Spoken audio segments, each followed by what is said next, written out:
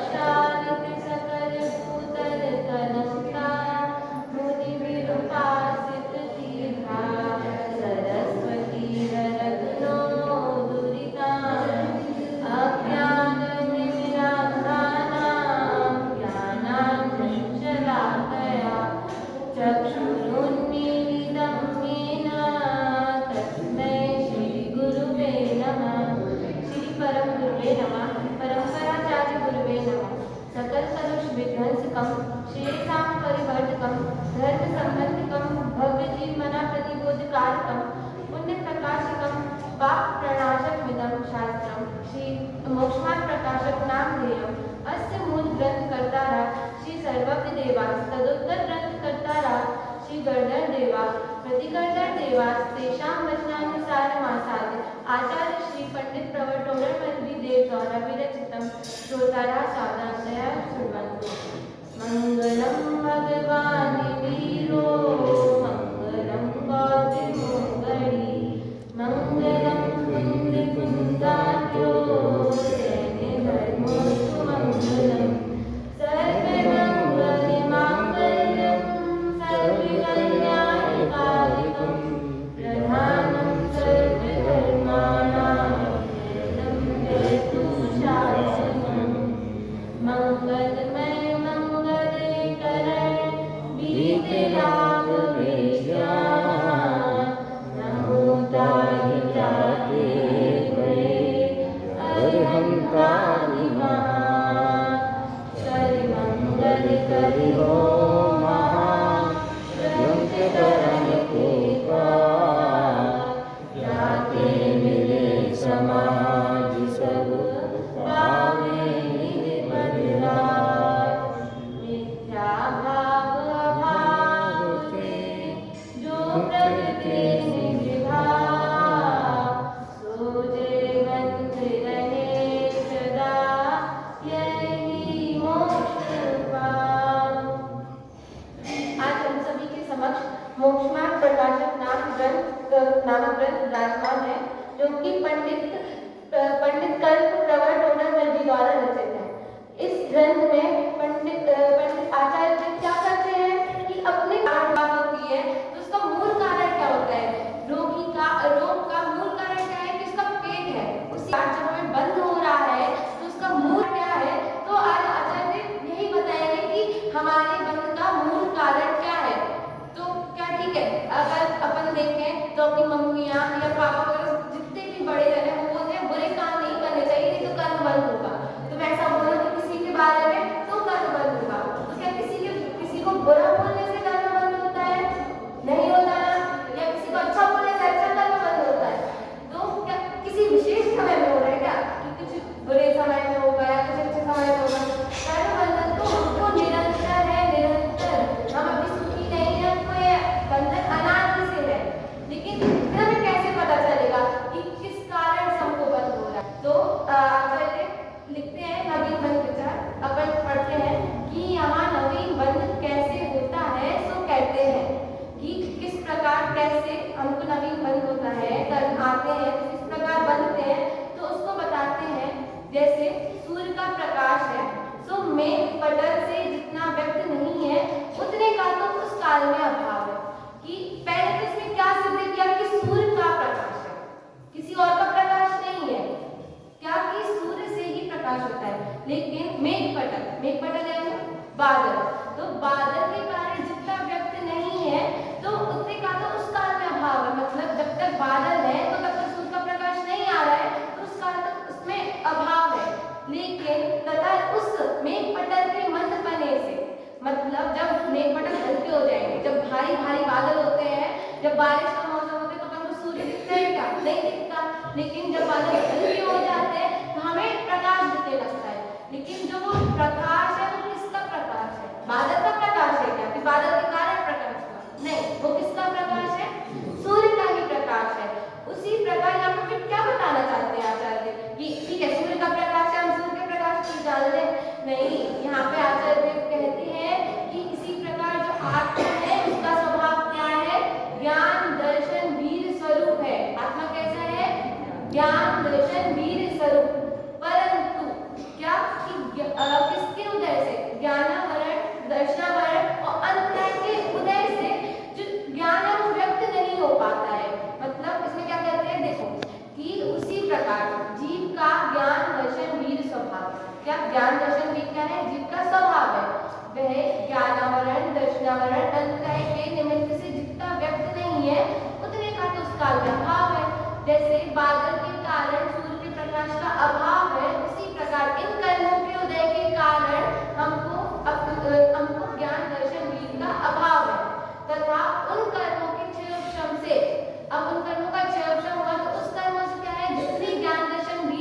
प्रकट है वह उस जीव के स्वभाव का अंश ही है।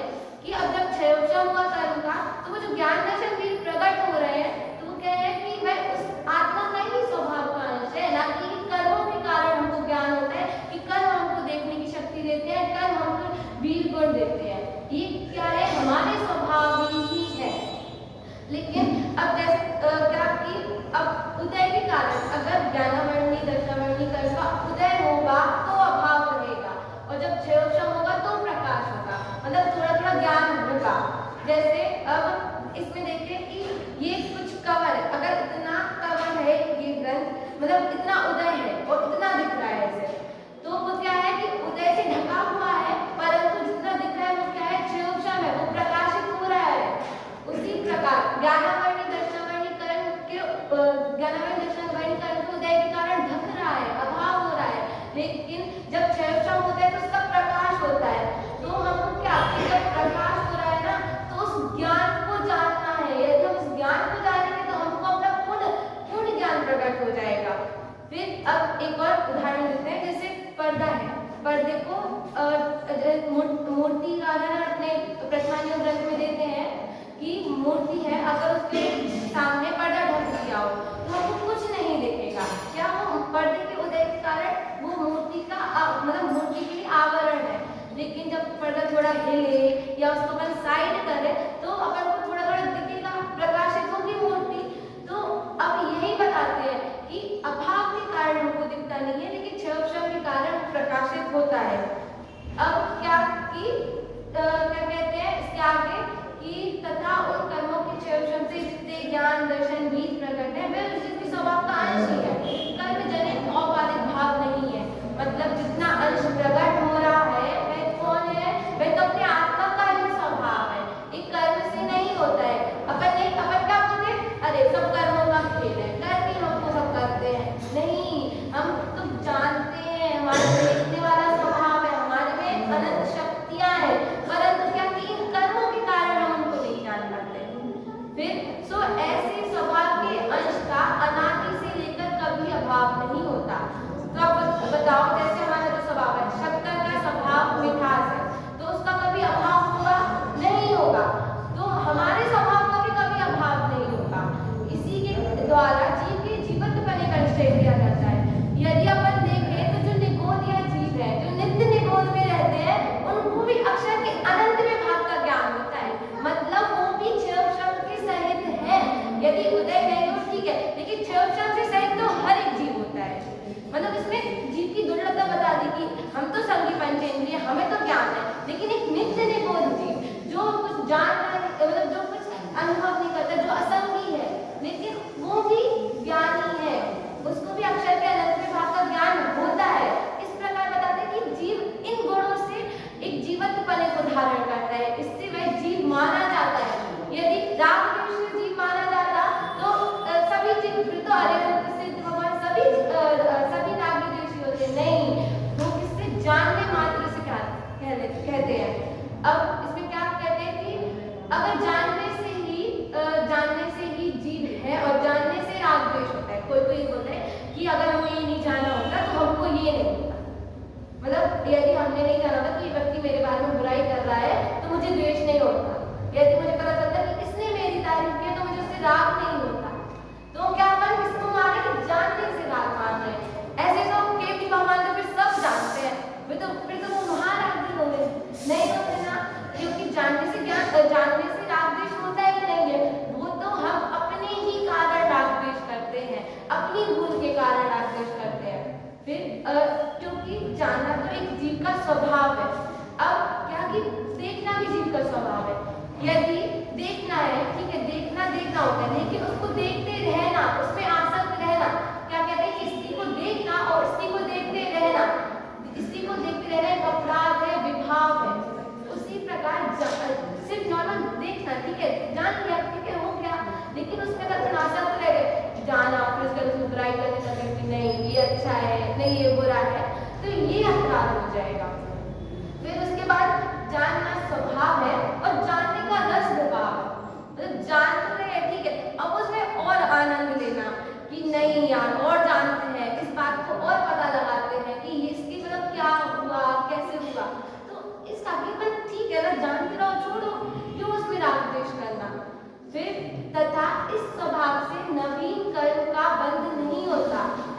जानना देखना तो स्वभाव है ना, अब इससे कर्म का बंधन तो नहीं होता, क्योंकि निस्वभावी बंधन का कारण हो तो बंध का छूटना कैसे। अब यदि हमारा स्वभाव ही बंधन का कारण हो जाएगा तो हम फिर छूटे किससे, हम किसकी शरण जाएंगे कि हमें इस बंधन से छुटवा दो। जो हमारे भगवान, हमारे जिन परमात्मा है, उन्होंने किसकी शरण ली, अपनी आत्मा की शरण ली, अपने स्वभाव की शरण ली, तभी वह बंधन से मुक्त हुए। तथा उन कर्मों के उदय से जितने ज्ञान दर्शन वीर अभाव रूप है उनसे भी बंध नहीं है। अब जैसे कुछ मर्द कहीं पर कुछ काम होगा, चोरी हुई हो इधर, उसको कोर्ट में बुलाया उस व्यक्ति को, तो पूछा कि तुम उस वक्त कहाँ थे। अब उसने बोला कि मैं तो उधर था ही नहीं। अब जब उसकी उधर पे एब्सेंस बता दी कि उधर था ही नहीं, तो उस पर आरोप कैसे लगाया जा सकता है। वो बता देगा अपनी लोकेशन कि मैं जिधर पे ये काम हुआ उधर पे तो मैं था नहीं, तो उस पर कोई अपराध भी नहीं, आरोप भी नहीं लगा सकता ना। उसी प्रकार अब इधर पे जब यह बोल रहे हैं कि मतलब क्या कि अभाव है कि वहाँ पे ज्ञान मतलब ज्ञान के उदय के कारण ज्ञान हो ही नहीं रहा है, तो हम इधर पे इस पे कैसे आरोप लगा सकते हैं कि नहीं तुम्हारे कारण बंद हुआ है। तो अभाव, जब किसी का अभाव बताते हैं तो उस पर आरोप ही नहीं लगा सकते फिर, क्योंकि स्वयं ही का अभाव होने पर अन्य को कारण कैसे। फिर इसलिए ज्ञानावरण दर्शनावरण अंतराय के निमित्त से उत्पन्न भाव नवीन कर्म बंध के कारण नहीं है। अभी हमने क्या जाना कि चार जो घातीय कर्म है 8 कर्मों में से ज्ञानावरण दर्शनावरण और अंतराय, क्या ये कर्म बंधन के कारण नहीं है, क्योंकि ये तो जीव का स्वभाव है। अब दूसरा क्या मतलब थर्ड पैराग्राफ में क्या कहते हैं कि तथा मोहिनी कर्म के द्वारा, मोहिनी कर्म के द्वारा, मोहिनी कर्म कौन से, तो दर्शन मोहिनी और चारित्र मोहिनी, उनके द्वारा अयथार्थ श्रद्धानुक्त मिथ्यात्व भाव होता है।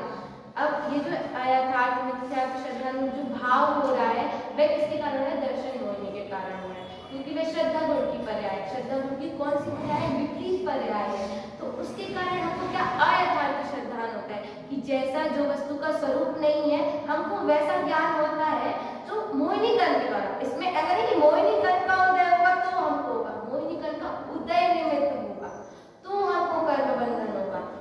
अगर ठीक है, ऐसे तो जो हमारे जो ज्ञानी जीव है उनको भी कर्मों का उदय होता है, लेकिन क्या उनको बंद होता है, क्या नहीं होता। क्यों, क्योंकि उसमें वह रखते ही नहीं, कुछ बुद्धि रखते ही नहीं, तल्लीन होकर नहीं होते हैं।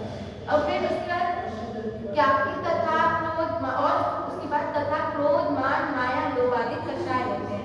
अब ये जो कषाय भाव होते हैं वे किसके निमित्त से होते हैं, जो चारित्र मोहिनी कर्म के उदय के निमित्त से होते हैं। चारित्र मोहिनी कर्म से नहीं होते, क्योंकि चारित्र मोहिनी कर्म का तो उदय कहाँ तक है, 10 से 11 के बाद मतलब अगर देखें तो चारित्र मोहिनी कर्म का उदय 13वें गुण स्थान तक है, 14वें गुण स्थान तक है, तो भी वहाँ पे भगवान को बंध नहीं होता।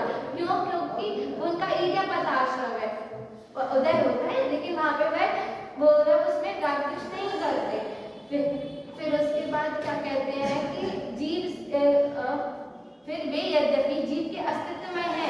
अब इसमें जीव के अस्तित्व में है, इससे क्या लगेगा कि जीव के द्रव्य स्वभाव से नहीं पर्याय से है, कि वे जीव की पर्याय है, पर्याय है, लेकिन पर्याय कितने समय की होती है, एक समय की होती है, एक समय होगी दूसरे समय नहीं होगी। तो ये जो मोहिनी कर्म के उदय से जो परिणाम हो रहे हैं, मोह राग द्वेष परिणाम है, वह तो क्या है कि जीव के पर्याय है, अस्तित्व में है, कि जीव में होते हैं लेकिन एक समय की है, होती है फिर नहीं होती है, जीव से भिन्न नहीं है। जैसे पानी है तो पानी में काई है, ठीक है, वो लोग एक साथ हैं लेकिन भिन्न भिन्न हैं। यदि हम पानी पीते तो हम काई भी पीते के साथ में नहीं पीते ना, उसको अलग करके फिटकरी लगाएंगे फिर पानी पीते हैं। तो उसी प्रकार जीव में यह राग द्वेष परिणाम है, लेकिन जीव में स्वभाव से तल्लीन नहीं है कि जीव से अलग नहीं किए जा सकते हैं। एक समय की पर्याय है, विकारी पर्याय होंगी, फिर दूसरे समय नहीं होंगी। फिर क्या कहा कि भिन्न है, जीव ही उनका करता है, जीव के परिणाम रूपी वे कार्य है, तथापि उनका होना मोह कर्म के निमित्त से ही है। मतलब ठीक है कर रहा है, जीव ही कर रहा है, लेकिन इनका होना किसके निमित्त से है, तो मोह कर्म के निमित्त से ही है। यदि मोहिनी कर्म नहीं होगा तो वह परिणाम भी नहीं होंगे उसके जीव के, वो अपने अपने स्वभाव फिर इसलिए वे जीव के निस्वभाव नहीं औपाधिक भाव है। क्या वह जीव के निस्वभाव नहीं है, क्योंकि वह हमेशा नहीं रहते हैं, वह उसके कौन से भाव है, विकारी भाव है, तथा उन भावों द्वारा नवीन बंध होता है, इसलिए मोह के उदय से उत्पन्न भाव बंध के कारण है। इसलिए अब क्या, जो जब मोहिनीकरण का उदय होता है तो उसके निमित्त से हमको विकारी भाव होते हैं, उसके निमित्त से हमको मोह राग द्वेष परिणाम होते हैं। यदि वस्तु है, ठीक है, लेकिन हमको उसमें राग द्वेष नहीं होगा, अगर वो उसमें अपना ममत्व हुआ तो वो मोहिनीकरण का निमित्त बना सकते हैं। मोहिनीकरण का उदय निमित्त हुआ और अपन को परिणाम पहले हो चुके थे, लेकिन उसमें मोहिनीकरण का उदय निमित्त हो रहा है, इसलिए मोहिनीकरण के उदय को निमित्त कहा गया, इसलिए अपन को परिणाम हुए। तो इसमें क्या किया कि 4 घातीय कर्मों में से अपन को किस कर्म के निमित्त से बंध हो रहा है, तो मोहिनीकरण के निमित्त से हो रहा है, और बाकी के 3 घातीय कर्मों से नहीं हो रहा है, क्योंकि वह जो ज्ञान दर्शन विजय वह तो अपना स्वभाव ही है। अब जितने भी कर्म बंधन होते तो सब में निमित्त नैमित्तिक संबंध है, क्योंकि अपन अगर बोले कि नहीं उसने क्या, क्योंकि अपन तो कर्म पर दोष दे रहे ना कि नहीं उस कर्म के निमित्त हुआ, कर्म तो भाई जड़ है, अपन है चेतना गुणवान है, अपन जानते हैं, अपन देखते हैं, अपन अनुभव करते हैं, जड़ क्या करते, जड़ कुछ नहीं करते।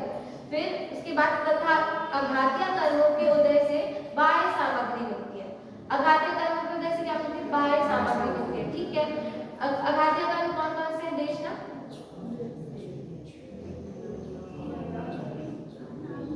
अघातीय कर्म वेदनी, आयु, नाम, कुल, इन 4 अघातीय कर्मों से हमको अच्छा कुल मिलता है, अच्छा पद मिलता है, अच्छा पैसा मिलता है, अच्छा परिवार मिलता है, मतलब भोग सामग्री मिलती है, तो क्या ठीक है मिल गया अपन को। उसमें शरीर आदि तो जीव के प्रदेशों से एक क्षेत्र अवकाही होकर एक बंधन रूप रहते हैं, कि जो ठीक है जो शरीर आदि है वो भी आत्मा के प्रदेशों से एक क्षेत्र अवकाही रूप रहते हैं, जैसे दूध और पानी और धन कुटुंब आदि आत्मा से भिन्न रूप है, और जो धन कुटुंब आदि है वो तो आत्मा से भिन्न दिखाई देते हैं, जल पय जो जिए तन मेला पय भिन्न भिन्न नहीं मेला, ठीक है, जल और दूध के समान एक साथ रहते हैं लेकिन तब भी भिन्न भिन्न है। तो प्रकट तुझे धन धामा कि ये भाई अपन को सामने भोग सामग्री दिख रही है, घर मकान पैसा वस्त्र आदि सब दिख रहे हैं, तो फिर उनमें ममत्व बुद्धि क्यों करते हो, फिर उनमें एकत्व बुद्धि क्यों करते हो, वो तो अपन को प्रकट में दिख रहे हैं ना, प्रत्यक्ष दिख रहे हैं, जब अपन को प्रत्यक्ष ही चीज दिख रही कि यहाँ से अलग है,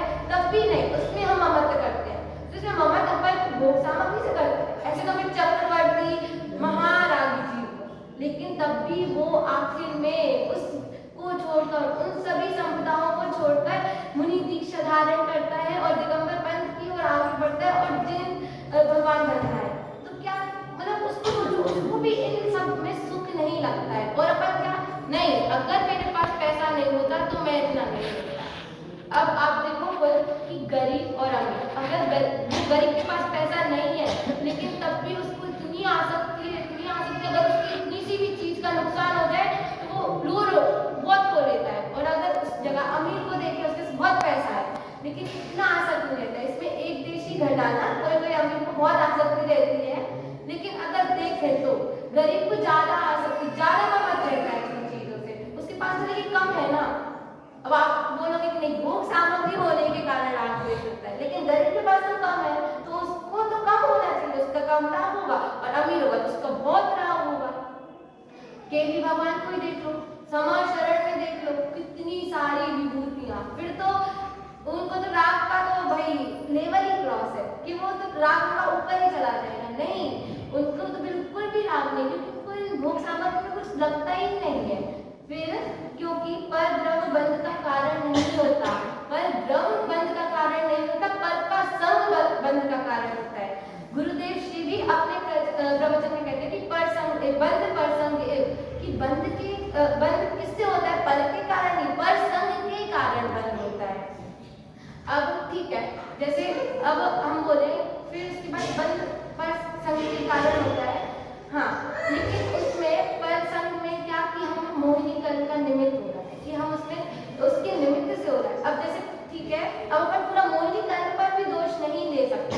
अब देखिए ट्यूबलाइट है, ठीक है, ट्यूबलाइट जल रही है तो हमको ज्ञान हो रहा है क्या, ट्यूबलाइट के जलने से ज्ञान होता है, लाइट बंद कर दो तो भी हमको ज्ञान हो रहा है ना कि मैं कौन हूँ, मेरे बगल में कौन बैठा है, होता है ना।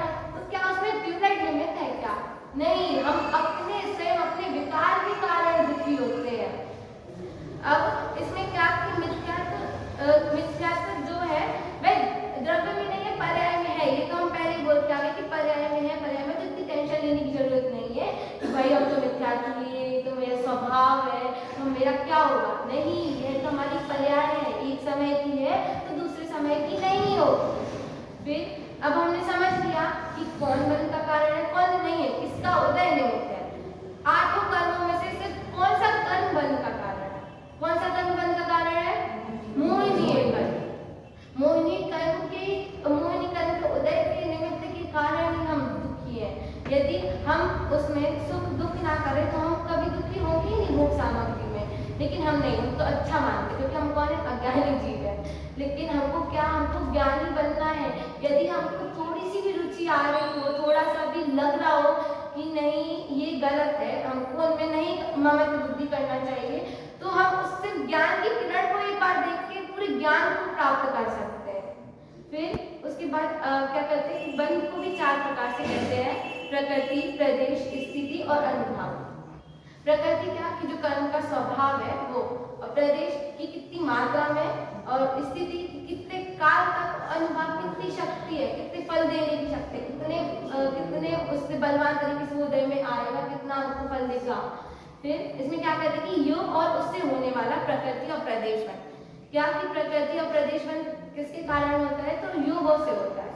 योग अर्थात कि मन वचन काय की चंचलता, जो आत्मा में कंपनता होती है, उसके कारण हमको योगों के कारण हमको प्रकृति और प्रदेश बंध होता है। पहले हम अपने आत्मा की प्रदेशों की चंचलता हुई, तो जितने भी बाहर कर्मण वर्गनाएं थी वो जितने भी विवक्षित उसमें आने चाहिए, जितने संख्या में आनी चाहिए, वो अपने आत्मिक प्रदेशों के साथ एक क्षेत्र से बन जाती है। तो वह जितनी संख्या में बनी वो क्या है? प्रदेश बन। अब वो किन रूप बने? अब कर्म आए, फिर उसका बंटवारा किया कि कोई कर्म प्रकृतियां दर्शनावरण में बंधी, कोई प्रकृतियां ज्ञानावरण में बंधी, और फिर उसके और उत्तर भेद हो गए, ज्ञानावरण के और मति ज्ञानावरण, शुद्ध ज्ञानावरण, इस रूप बनी, और दर्शनावरण के उत्तर भेद रूप बनी। तो ये क्या है? ये प्रकृति बन। तो योगों के द्वारा क्या प्रकृति बंद होता है, और फिर प्रदेश बन, और फिर कषाय के कारण। अब कषाय के कारण क्या कहते हैं कि स्थिति और अनुभाव बंद होता है। मेन तो रोल किसका है? कषायों का है। अब कषाय में ये मत है ना कि सिर्फ कषायों के कारण होता है, मिथ्यात्व, क्रोध, मान, माया, लोभ, इन सब के कारण। सिर्फ कषाय को मूल कह दिया तो इसमें ये नहीं है कि हमने सबका लोभ कर दिया। इसमें मेन तो मिथ्यात्व का ही रोल है। यदि हमारा मिथ्यात्व नहीं होगा तो हमको बंध भी नहीं होगा। मेन कषाय रहती है, क्योंकि योग तो अपन देखते हैं तो चौथे पुरस्तान वृत्ति जीवों को मिलता है, अयोग केवली और सहयोग केवली भी होते हैं, लेकिन उनको बंध नहीं होता, उनका ईर्ष्यापद आश्रय होता है। मेन किसका रोल है इसमें? कषायों का, कि हमको कषायों के कारण बंद होता है। और कषायों के कारण कैसा बंद होता है? स्थिति और अनुभाव। जितनी हमारी तीव्र कषाय उतनी बड़ी स्थिति, उतना बड़ा अनुभाव। तो आप खुद सोचिए कि मेन हम किसके कारण? कषाय, मिथ्यात्व के कारण हमको ही बंद हो रहा है। अब जैसे पावर हाउस है, ठीक है, लाइट आती है, हम लोग लेते हैं, लेकिन हम जितनी बिजली ग्रहण करते हैं हमको उतने का बिल आता है। ऐसा नहीं है कि हमको जितनी सब मिल जाए तो हम सबका ग्रहण करते हैं। उसी प्रकार हम जैसे परिणाम करते हैं हमको उतना ही बंद होता है, उसके आगे पीछे नहीं होता। फिर हम सोचे नहीं उसके कारण हुआ, तो ऐसा नहीं है। हम जैसे परिणाम करेंगे, हम जैसा सोचेंगे, उसके कारण हमको बंद होगा। फिर अब ठीक है, हमने देखा। फिर आपको देखिए, अभी मीना दीदी जी भी समय सारजी ग्रंथ में प्रवचन में कह रही है कि एक सागर की बूंद बराबर कर्म बसते। अगर हमारे मिथ्यात्व और अनंता निबंधी 4 कषायों का अभाव हो गया तो हमारा दुख कितना बचा? कितना सा बचा? कितने से कर्म बचा? कितने समय में झड़ जाएंगे? बस सागर की एक बूंद बराबर। और यदि मिथ्यात्व है तो फिर वो छूटे छुटाए भी नहीं छूटता। अपन को इसी का प्रसाद करना है। मेन प्रसाद किसका है? मिथ्यात्व का, कि मिथ्यात्व को छुड़ाना है, अपनी विपरीत मान्यता को छुटाना है, जो हम सब परद्रव्य को अपना मानते हैं उसको छुटाना है। अगर हम उसको छुड़ा देंगे तो फिर तो इतना सा दुख बचेगा, और वो यूं मिट जाएगा, पता भी नहीं चलेगा।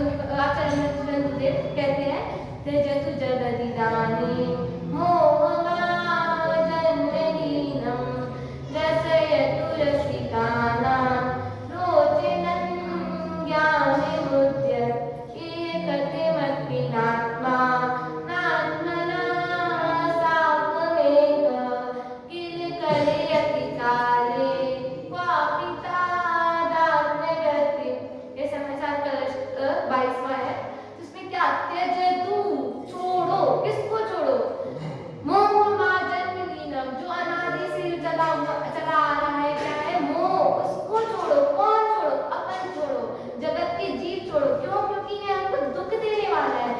क्या? फिर रसयतु रसिकानां रोचनम ज्ञानमुद्यत, कि जो जिनको थोड़ा बहुत रुचि है, जिनको थोड़ा बहुत ज्ञान प्रकट हो गया है, अब उस ज्ञान में तल्लीन हो जाओ, उसी में लीन हो जाओ, उसी के रस में लीन हो जाओ। ये कथमपि नात्मा नात्मना सात्विक, कि ये जो पर द्रव्य है वह हमारा कुछ नहीं कर सकते हैं, ना हमें इसमें एकत्व बुद्धि है। लेकिन हम नहीं, हम तो पर द्रव्य में ही एकत्व बुद्धि मानते हैं।